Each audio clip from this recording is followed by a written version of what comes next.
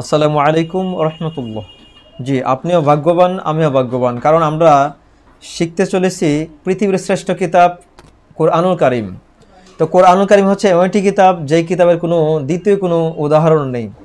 এই কিতাব, যেই কিতাবের মধ্যে কোনো সন্দেহ নেই, তো সেই কিতাব হচ্ছে কালামুল্লাহ তথা আল্লাহ পাকের কালাম হচ্ছে এই কোরআনুল কারিম। তো আমরা অবশ্যই ভাগ্যবান। আসুন আমরা আজকে শিখি সূরা আল বাকারার 146, 47 এবং 148 নম্বর আয়াতে কারিমার তিলাওয়াত এবং তর্জমা। তো যারা কষ্ট করে ভিডিওটি দেখা শুরু করেছেন, আপনার প্রতি অনুরোধ থাকবে কষ্ট হলেও এই কয়েক মিনিটের ভিডিও ইনশাল্লাহ অবশ্যই শেষ পর্যন্ত দেখেন। কেননা এমন হতে পারে আজকের এই ভিডিওটি দেখার জন্য, শেখার জন্য আমাদের কাল হাশরের ময়দানে নাজাতের একটা উসিলা হতে পারে। ইনশাল্লাহ আসুন শুরু করি আমরা। বিসমিল্লাহির রহমানির রহিম।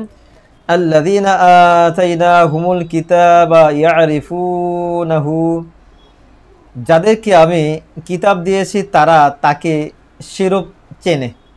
আল্লাযীনা, যাদেরকে আতাইনাহুম আমি দিয়েছি তাদেরকে কিতাব ইয়ারিফুনাহু, তারা তাকে সেভাবে চেনে, শিরূপ চেনে। কামা ইয়ারিফুনা আবনাআহুম ওয়া ইন্না ফারীকাম মিনহুম লা ইয়াকতুমুনাল হক ওয়া হুম ইয়ালামুন।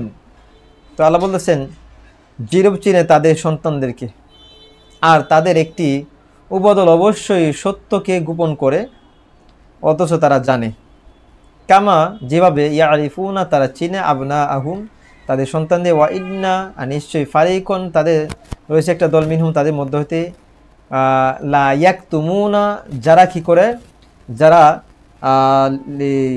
অবশ্যই তাদের ইয়াকতুমুন গোপন করে, হাল হাক্য সত্যকে, কোত্থেকে, হুম ইয়ালামুন অথচ তারা জানে, জানার পরেও তারা সত্যকে গোপন করে।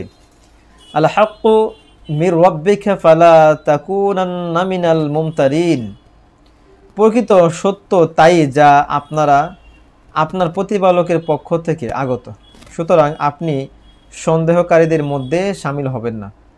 আল হাক্কু সত্য, মির রাব্বিকা আপনার প্রভুর পক্ষ থেকে, ফালা তাকুনান্না আর আপনি হবেন না, মিনাল মুমতারিন আপনি সন্দেহকারীদের অন্তর্ভুক্ত হবেন না। তারপর আল্লাহ পাক বলতেছেন যে ওয়ালিকুল্লি ওয়াজহাতুন হুয়া মুওয়াল্লিহা ফাস্তাবিকুল খায়রাত আইনামা তাকুনু ইয়াতি বিকুমুল্লাহু জামিআন ইন্নাল্লাহা আলা কুল্লি শাইইন কাদির। তো আল্লাহ বলতেছেন, আর প্রত্যেকের জন্য একটি দিক রয়েছে যেদিকে সে মুখ করে ইবাদতের সময়, সুতরাং তোমরা সৎ কাজে প্রতিযোগিতা করে এগিয়ে যাও। যেখানে তোমরা থাকো তোমাদেরকে করবেন আল্লাহ একত্র, নিশ্চয়ই আল্লাহ প্রত্যেক বস্তুর উপর সর্বশক্তিমান। তো আল্লাহ পাক বলতেছেন, আর লিকুল্লি প্রত্যেকের জন্য রয়েছে ওয়াজহাতুন একটি দিক, হুয়া সে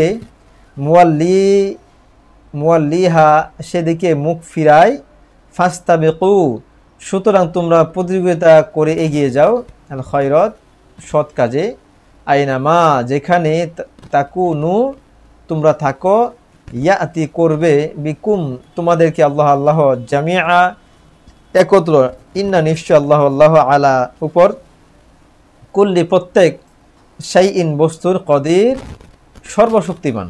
তা আল্লাহ সকল বিষয়ে সর্বশক্তিমান।